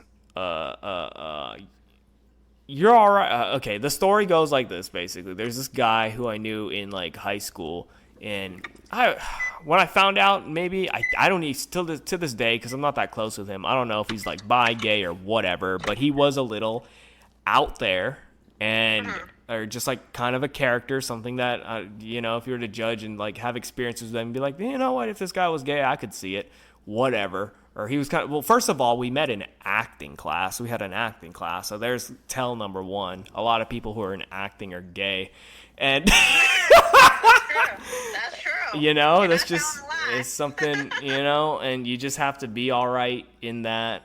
Because, like, being in stand-up comedy and stuff, there's a lot of, like, theater-esque about it. We kind of talked over it. And do you know a comedian named Tim Dillon? No. Okay. I mean, maybe I network with him on Facebook, but No, he's kind of big. He's not like a Bay Area guy. Like I think he has like a Netflix special. He's in my algorithm of straight male comedy. And well, actually the thing is he's gay. He's actually I was going to say gay as fuck, but he's not. Like I don't know. I guess if you listen to he doesn't dress gay is what I'm saying. He dresses just like very neutral, nothing that like physically shows that he's gay. But I think he talks about being gay. And that's okay. He doesn't take away from him being funny or not funny. I personally think he's pretty funny, but not particularly because he's talking about gay shit. He's talking about shit that I agree with, like how he thinks of the government and how it's being ran. Like, just because he's gay doesn't mean I'm not going to listen to him. Whatever. But he has this funny quote that kind of just like sticks out to me. And it's okay to say this for him coming out of his mouth because he's fucking gay. And the quote is just like, let's be honest here. Like he's on a podcast and they clipped it. He's like, let's be honest. Stand up is kind of gay. And everybody's just kind of like laughing. He's like, no, hear me. It's kind of gay. Like he's just like really emphasizing. And so every time I think about like sometimes that's just ringing in the back of my head. Like, damn, that's kind of gay. Or just like like the fact of me just like even having that want for attention. And I guess this kind of goes into the roots of what you're talking about, like how men are treated, like don't cry, don't show emotion, like doing something like stand-up comedy can sometimes be seen as like showing emotion or whatever, or like, look at you, you want attention, that's gay. And it's just like, I guess some, because I've only been doing it like a year and some change, and I think of it as like a challenge for myself. Like I've been doing this podcast since 2019 or something like that, but I've been doing podcasts like since 2016, and it's just kind of branched off into this own thing. And so basically I'd always label everything I've done online from since I was a little kid, like 12 years old. I label everything as comedy. Like my YouTube's it could be a video of me fucking skateboarding, and I would put it under a category comedy. And I think it was kind of like a safety net just in case anybody wanted to make fun of me or something like that. I could be like, well, it's comedy or something like that. And I'm going somewhere with this. It's not there's an end to this. Something about fucking homophobics. Yeah, you said you were slightly homophobic. That's how you started. Like you were like. I always just think like, okay, here it is. This is my quote. I say this, and like I feel like I need to incorporate it in some of my jokes sometimes because I really feel this way. It's like there's nothing wrong with being gay, but there's also nothing wrong with not being gay. So stop trying to like shove this shit in my face, you know, like sometimes as a straight man, I sometimes just, I guess I do feel a little annoyed, and I get it. You got, you know, the discrimination and stuff like that, but like, and I don't even know, I don't take sides. I feel like I'm not like trying to take a side or anything, but I've said this recently, I'll never show up to a damn parade or rally because I don't do that for anything. It doesn't just have to be gay people. You don't parade or rally for anything, dog? I don't vote. I don't even vote. Like, I'm just such a, I don't believe in the democracy of this country, so I really don't care about voting, but I want to vote on the local level more so than on, like, the park. I don't care that much about, like... There is more power within local government. Like, you can affect things in your local district. Yeah. But, yeah, like, voting for presidents, like, no, you won't catch me doing that. I just feel like, I've never been a gay pride in my life. I think my girl's gone, like, once or something like that. I don't remember. But, like, it's not that I hate the gays. I'm just... and this is not even, like... I gotta perfect how you say this, because, like, you don't want to say, not that big of a fan of the gays. That's offensive to say. Yeah, that's kind of a red flag. That is. But what I'm trying to say it in a nicer way of, like, I don't mind... Like, okay, not that big of a fan of country music. Doesn't mean that I want to kill every country music singer. Just not that big of a fan of it. Hear me out. Because, like, sexual, like, you know what I mean? Like, being straight, asexual, gay, bi, lesbian, whatever, queer, etc. Like, to me, that never stops me from being friends with somebody. Ever. Like, ever. Like, what they do on their own, whose dick they're sucking or not sucking, pussy sucking, not sucking, like, asexual, just vibing. I don't know. True. Whatever you're choosing to do, it'll never make me not want to be your friend. I just base people off, like, their personality. So if you're somebody who's queer and you're a dick, or you're, like, low-key white supremacist, I'm not going to fuck with you. you're not a good human. I don't care if you're queer. Like that doesn't matter. You either disrespected me some way, shape, or form, or you said something violent, or whatever. So I guess what I'm curious about with you is like, why would what they do on their own time ever be an issue when it comes to just friendship? Okay, I guess I never finished the story. That I went to school with this guy who I met in acting class, remember?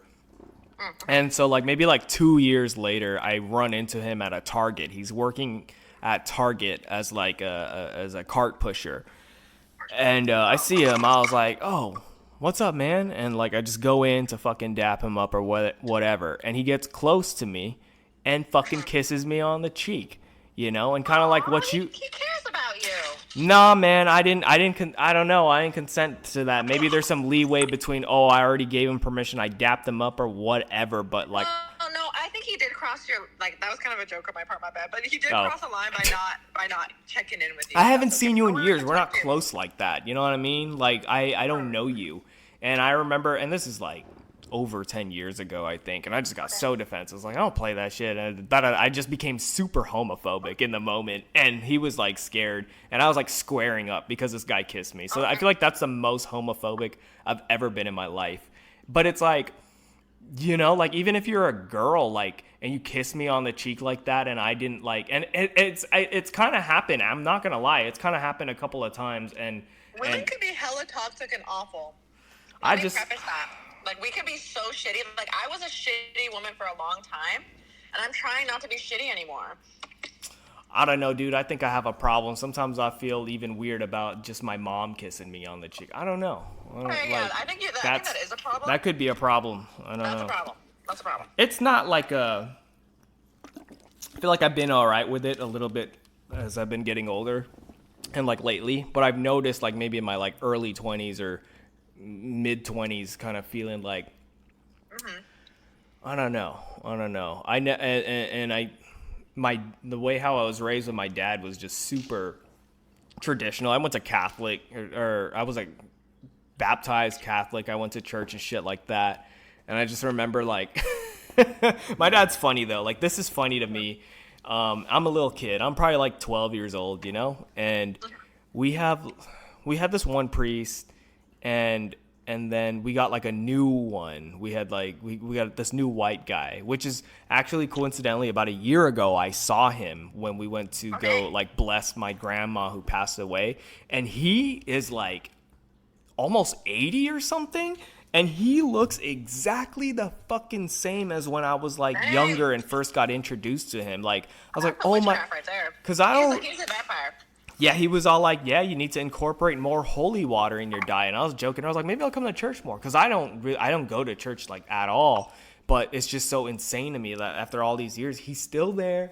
And he still looks good. He's still got all his teeth. And they're all fucking real. And you're like almost 80, bruh. And so, what was I getting at? So anyways, when we were really young, when I was really young and I first got introduced to this pastor or whatever, I remember this one weekend we were driving home from church.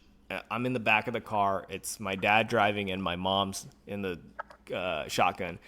And just like, I don't even know what we're talking about. This is the only thing I remember is like just out of nowhere, my dad was like, yeah, so our pastor, he's a faggot, huh? And I was just like, and my mom just kind of like half-heartedly like frowns but smiles and like slaps him on the shoulder like, you don't say that, and he's like, what? It's true, I mean, he is our but that's just how it is, like not trying to say insulting or anything, but like he was just saying the word and was just like, it's just how he is. And then and he did have very gay mannerisms, and so I've been trying to get my dad on the podcast for a while, and he never wants to go on, and I wonder if it's because of shit like that. You gotta like trick him, like an intervention. Like, we're just gonna go and talk and have a fatherly. I mean, at the end of the day, if he doesn't give me permission to record his voice like that, like I feel like it's fucked up to just be like, no, we're cool. I feel like with family it's a little different. Like, I would definitely ask, but I mean, family forgives you a lot more than random people. True. No, my dad's cool. Like, I don't want to bring that story up and be like, cancel my dad, don't come to his shows or whatever. No, it's fucking. Your dad is officially canceled? I know the people who cancel people, and we talked about it. He's canceled. Oh, rats. I guess I'm gonna So you gotta live with that. rats. I'll let him know. Change of okay. plans. You actually get perks from being canceled, so tell him he's gonna get a goodie bag.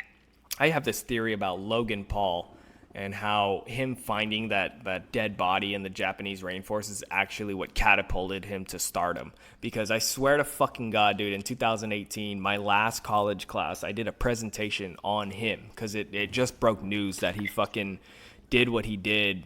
And I remember having this theory about, like, so what do you guys think about, like, how the internet's, like, affecting society, and what do you think, like, is it a good thing or is it more harmful than it is good for us? And here we are, 5 years later.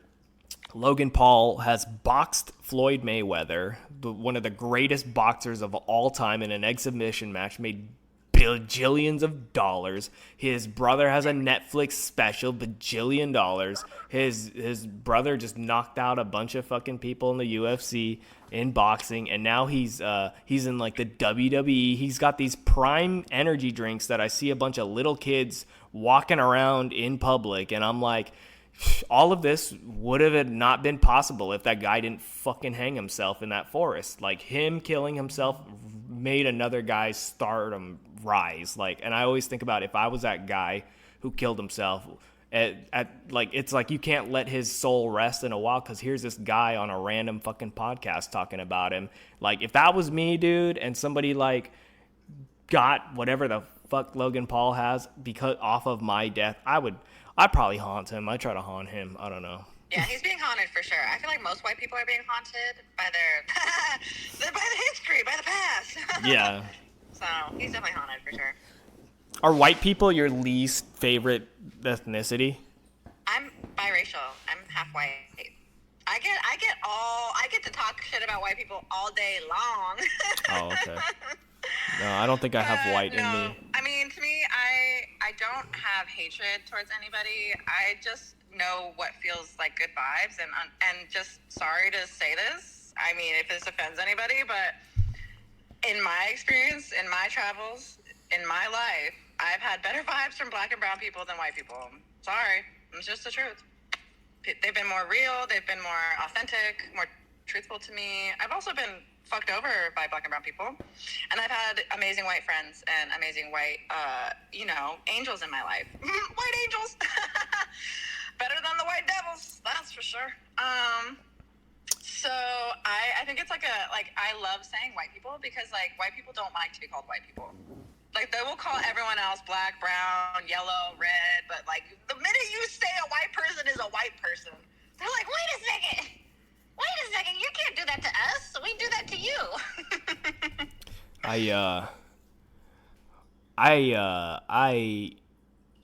I have done and said horrible things about all ethnicities of people, and so I think of it as like, no, I hate everybody equally, kind of like, I think it's a Slayer quote or something like that.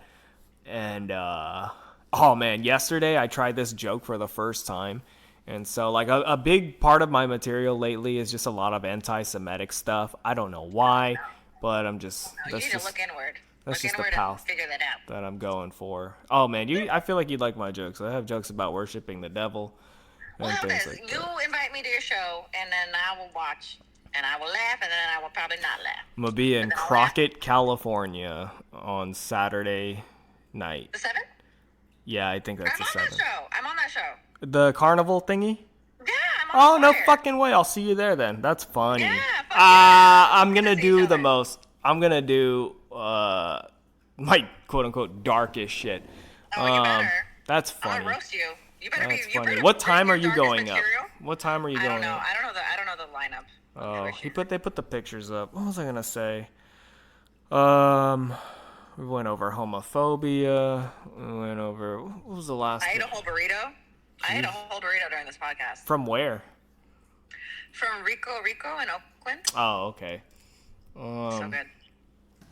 God damn it! I had something just in the trigger of my mind, what it was gonna be. We're talking about something. Gone forever. God fucking damn it! And it's an inside joke that I was talking about. I got memory like an elephant. Now I'm fucking up. and I am messing my memory up. What were we talking about? You know what it is? It's my superpowers. I'm a bruja, so I was like, let me scramble his brain real quick. Bruja's a witch, right? Yes. That's not nice. That's not nice. I'm trying to conduct. I was a nice bruja.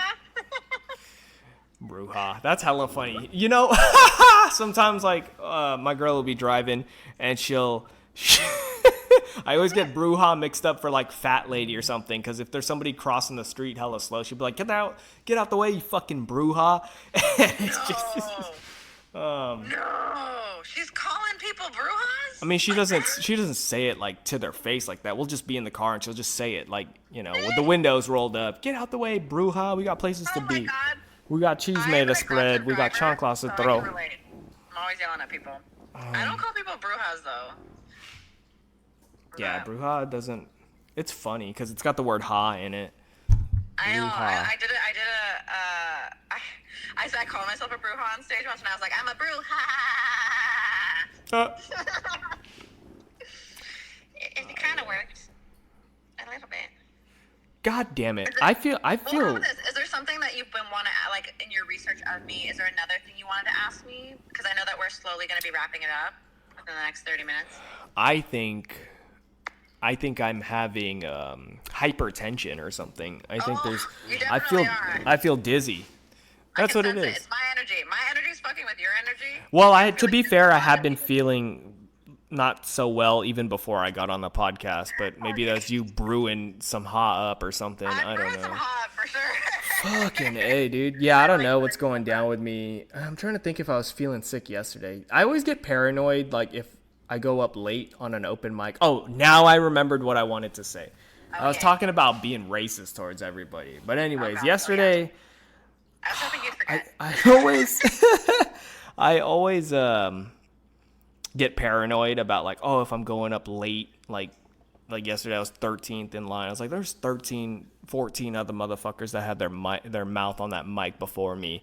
And then I always just think like, man, you're going to get sick one of these days. And I've already had COVID, but I don't know, little slight germaphobe, slight white belt germaphobe shit right there. But anyways, what I remembered was I tried this joke out and it went okay. But like for me, jokes that I like to do on stage are things that legitimately make me LOL in real life. And there's like a lot of jokes that don't hit on stage, and I'm like, man, it just feels like you're missing out on the good laugh that I had. Like there's a joke that I don't even really say that much anymore. It's like I feel like it's got like a 50-50 ratio. Maybe I need to work on it. But some of my jokes are through just like messages through friends or something. I'm like, oh, there we go, that's a joke. And the joke that we came up with fucking had me laughing for 2 days. Like I just randomly think about it and just start cracking up to myself. And it was just when I have something like that in my head, I'm like, I can't wait to fucking share this with random people because it's been in my head making me crack up. But so the latest one goes like this. It's like a 3-parter. It's like, you know, say what you want about the Jews, but I've never seen one of them on EBT before. And say what you want about the Mexicans, but I've never seen one of them on those commercials that are like, for 25 cents a day, you can feed this young man for 3 years or something like that. Or, you know, say what you want about black people, but no, seriously, you should really watch what you say about black people. They're very athletic. They'd probably beat your ass or something like that. I like that. I like that last bit. That last bit hit like pretty well.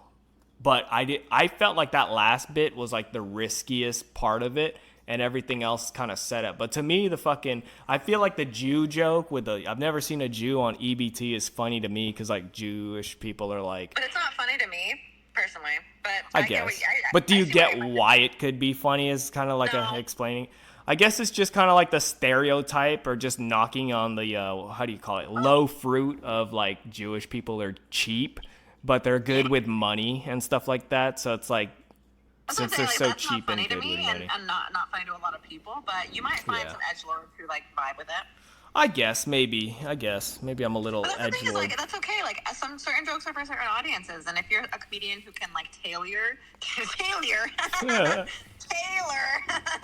comedy to like your environment, then you probably have that means you're like almost like a shapeshifter. You can You can work with the edgelords. You can work with the feminists. You can work with the clean, the clean shows for kids, and you could do like crazy raunchy shit or whatever. So Yeah, I do think that's the challenge of trying to be funny for if everybody. You're a comic, be adaptable for sure. Yeah, that is important. And I guess a big part of it that that really kind of changes my mind to like challenge myself to like be undeniably funny. I think was something at this book that I was reading. It's like, you're funny for all genres, but I guess lately for me, I've been more focused on, I want to find my genre. I want people to things that make me laugh. Like, I don't want to write a joke and just sit down and be like, oh, it's not funny to me, but the people are gonna love this, they're gonna love it. It's more of a like, look, man,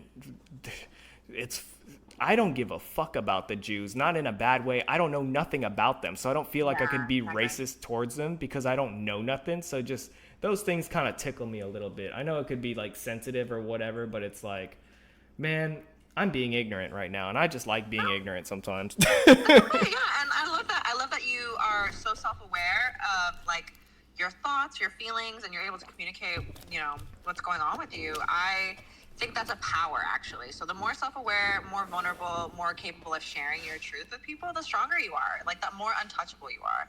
And what I wanted to share, what you inspired me to share was fuck. See, we're both getting fucked up tonight. No, you brewed up too much high, and now it's spilled over on yourself. The brew and fuck, I had it for a second, it went away. Well, it doesn't feel so good, huh? I know, now I understand. I was laughing at you, but now I'm in pain. I feel better now. No, I'm kidding. You were talking about, tell me briefly what you were just talking about.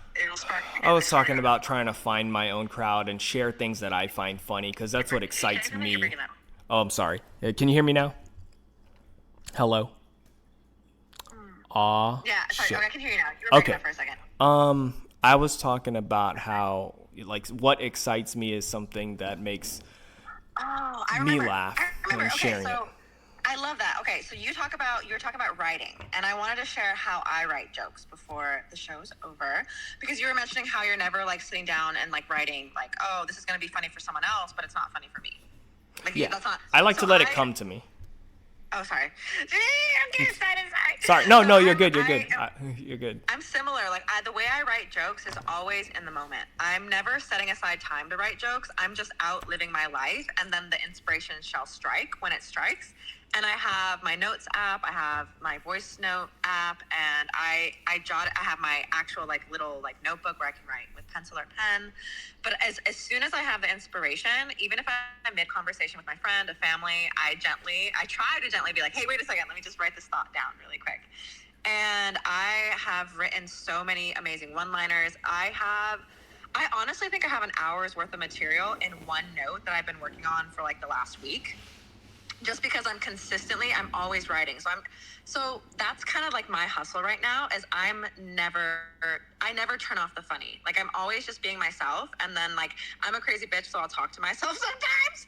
And when I do, like, sometimes the dialogue or whatever, what I'm having with myself is fire, and I'll write it down, and then I'll work with it, and then I'll test it out at mics, and then, I'll even test it out at a show.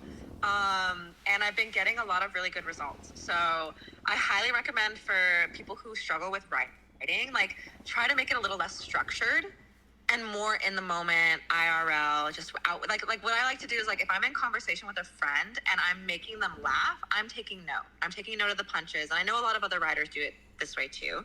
But I see my written word as an extension of my voice, as an extension of my thoughts. So if I'm thinking something funny, I'm about to write that shit down. Like, I won't let it go away anymore. I won't just like be like, oh, I'll remember that later, because I won't. My brain is damaged. High key. So high key damaged brain needs AIDS. So I try to give myself as much AIDS as I can to help myself remember. Try to give myself AIDS as I can, or give myself as much AIDS as I can. We got so many AIDS. Yeah. That's funny. But yeah, so that's thank you for helping me bring that back. That's what I wanted to share. Yeah, this has been interesting. I feel like I have the flu. This is weird. Like I feel like I have the flu. I might not make it this Saturday. That's insane. Have you ever been to Crockett? Yes. I've driven through Crockett. I have not actually. So let me rephrase that. I've not been. Is it like a little secret town or something? Like, Yeah, it's super. It's cute. I like that area. I really love like Richmond, El Sobrante. what's the crowd like? Rich white people? Oh, for sure, for sure. The more north Oh, you so get, it's the a more white it it's a gets. challenge for you, eh? Well, no, I'm very adaptable. So like that's Oh, why what okay. I mentioned. Excuse like me. I'm like a fish in the ocean. Like I can swim anywhere and amongst anybody, and I always feel comfortable. But I prefer to be around Black and brown people just because, like I said, like my existence doesn't feel like a threat in those spaces. Like sometimes in white spaces, I feel like it's like, oh, like there's people here who don't like brown people. Clearly, you know what I mean? Like Yeah. I like having experienced microaggressions and actual aggression as a brown woman in my life. Like I just know what it is, and I know what it looks like. So I can't be fooled. It's like, you know what I mean? So yeah, I love people. Don't get me wrong. We're all human at the end of the day, and I think the more we're divided, the weaker we are. So I highly am an advocate for unity and like bringing people together. But I'm also an advocate for protecting my peace and protecting my heart and protecting my space. Just period, bottom line. So regardless of your race, gender, orientation, you know, whatever that is, if you're being disrespectful, I'm not gonna fuck with you. But I know that most of the time when white people are disrespectful to me, it's entrenched in racism, like white supremacy. So that's different. So sometimes when I'm getting like hate from like, say like a Black and brown brother, like it feels patriarchal, and I'm like, oh, this is icky, but it's not necessarily white supremacy. But I guess white supremacy informs patriarchy and capitalism, of course. So, yes. Going on a ramble. So what did we learn today? What did we learn? What did we learn? We learned that you're cool. You're a cool dude. I get the pass. You get the pass. You wanted the pass, and you get the pass. You got the hall pass for now. Okay, it can be taken away. I'm gonna go to a queer open mic, and I don't know what to expect. I don't know. Yeah, I say do you. Just be prepared for whatever comes. There's I don't know what that is. I was gonna. Oh, here's what I was gonna ask. It slipped me for a little bit, but so like, what cities in the Bay and Sacramento included? Because you said the more north you go, the wider it gets. Like, what's your favorite spots to hit? You kind of mentioned you didn't like San Francisco. Like, where do you like to go, and where do you not like to go? Okay, well, I've done comedy San Diego, LA, and in the Bay. So like those three regions, like the hot spots of California. I started in San Diego. There's a few places, like I like Mic Drop in San Diego. I don't like the Madhouse down there. Personally, I just don't like the vibes. But Mic Drop is really cool. And in LA, I went to where was it? Third Wheel Comedy. I really loved Third Wheel Comedy. I hear people either love it or they hate it, and people either like it, avoid it, or whatever. But it doesn't matter. I enjoyed it. They have diverse showcases and diverse mics. So, like, I participated in a heckle mic there, where it's like the audience against the comic. So they're roasting me, I'm roasting them. So it was a back and forth that was exhilarating. Like frighteningly exhilarating. Like I remember before I was about to go on, I was like practically shitting my pants. I was having like a panic attack. I was like, oh no, they're gonna say these such horrible things about me. I'm not ready. I'm so fragile. And then I got on stage, and they started like roasting me, and it felt amazing. Like I was like, wow, negative attention is actually like feels kind of good. Like all these people are 100% focused on me, and they're thinking about me, and they're roasting me. This man was like, you look homeless. And I was like, oh, I kind of was. I kind of was. I kind of was. Like, you're bringing up my past. So I was like, you look like you're into BDSM. I was like, oh, you want to find out? He's like, yes. Oh, my gosh. I was like, no. I want to see what's in my purse. And what's in my purse? And then someone's like, which uncle molested you? And I didn't say this because I didn't hear it, but my friend told me after, like, did you hear him say that? I was like, no, I was oblivious. But I wrote a joke about it, and I was like, my response was, the same uncle that molested you. Oh, sir. But anyway, so there's an ego death mic where you either tell an embarrassing story or you sing a karaoke song. They have so many varieties of shows at this place in LA called Third Wheel Comedy. So highly recommended that place. There's also a feminist, like, woman-run studio called Dao Studio, which is in Koreatown that I really enjoyed. I performed there once and loved it. And in the Bay, I have found that I love performing in Oakland. I really love Oakland. Oakland is such an amazing, like, warm-hearted city. Like, I know a lot of people talk shit about Oakland, and they're like, oh my god, it's scary. But having been born there and experienced, like, the heart of the place, like, the people, the crowds there, they're down. Like, they're cool people who have, like, revolutionary values. Most of them. And not all of them. Of course, you know, like, can't be generalizing everybody. But the what I've experienced there at Copper Spoon has been great. I've performed there several times and really enjoyed myself. I performed at Van Cleef once, and it was kind of a little less people there, and, like, it wasn't. So I love the shows or the mics where the audience has signed up for comedy. I personally don't like to go to shows where the audience did not sign up for comedy, and it's just like a bar or venue where they're like, you're talking at people who aren't paying attention to you. That's not something I ever want to do again. I'm like, I don't want to do this. Let's have people who sign up to do this. I did First Edition in Oakland. I got booked to that with Honiton Ortiz, and that one was really, I did that once, and it was amazing, and I loved it. Berkeley as well. I did Jokeland with James Yukawa and Adrian, who I cannot remember his last name. Is James Yukoa an Asian fella? Yes.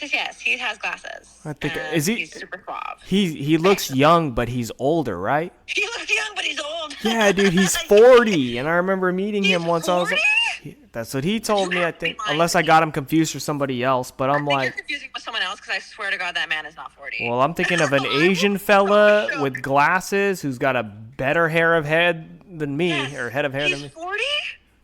Yeah. I need to question this man. He had a bit about it. He was like, I just had my 40th birthday or something like that. No, he's lying. He has to be lying. I'm so upset. Okay, I'm going to question this man. I'm like, why are you 40? And I didn't know that. He's 40, dude, unless we're talking about somebody else. But yeah, I remember I seen him. I was like, bro, you look 19, dude. You look...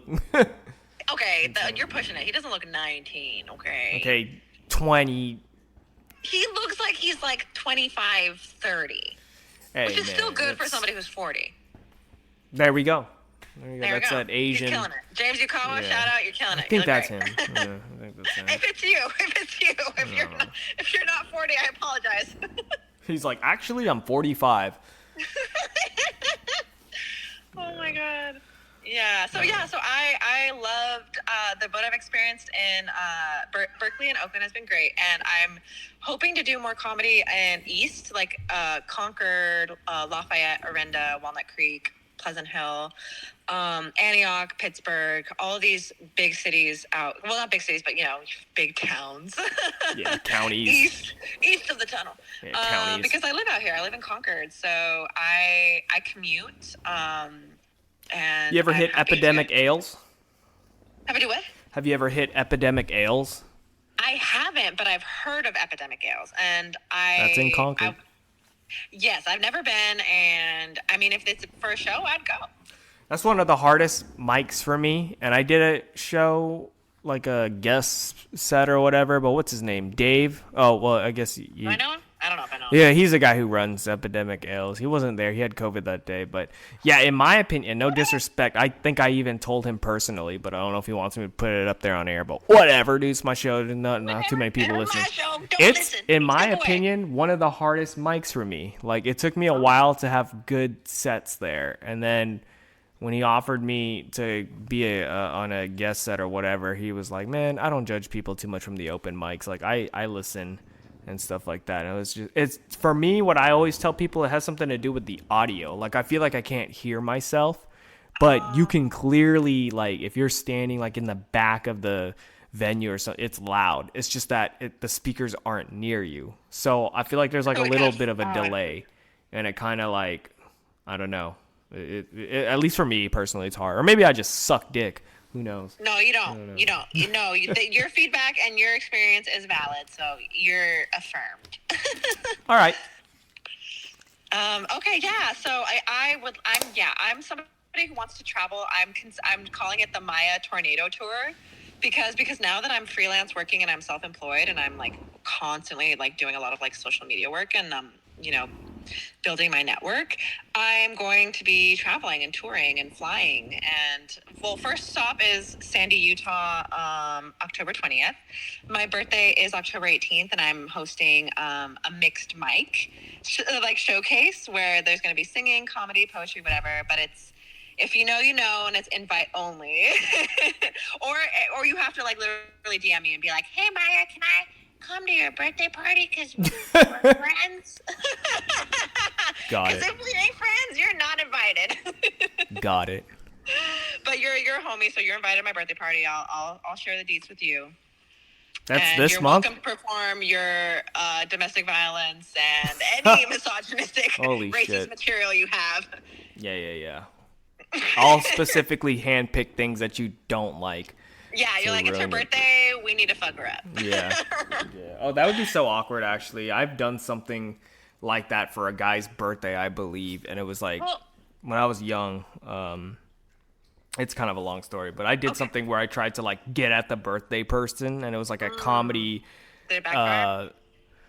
It was just a bomb, like one of the worst bombs of my life, and I didn't even do comedy at the time. And it was just supposed to be like a roast of or something, and I was like fresh out of high school, and this guy wanted to have a roast of him during his birthday party and have it like a select amount of people like come up, and I'd never watched those roast of shows, so I didn't really know exactly, like you had to have like a joke for everybody sitting in the room.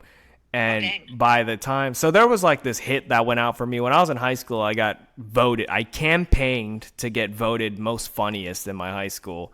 And the guy whose birthday it was, he was like top 4. He was one of the people like really campaigning, vote for me. And so I felt like it was kind of a hit set out on me. He invited a bunch of people but to be fair, it was still a bomb, even besides that. But the fact that they had a personal thing against me made it even like a harder bomb. And so I didn't know, like I said, I didn't know how it worked. So I literally just went up there and just started just talking about things around me, and just like I pulled out his yearbook. I was like, let's see how many people like this guy. And I opened up the yearbook, and I was like, look, there's nothing here. I'm so surprised. Just shit like that, just being a total fucking dick, and nobody's laughing. It's it was so edgelord.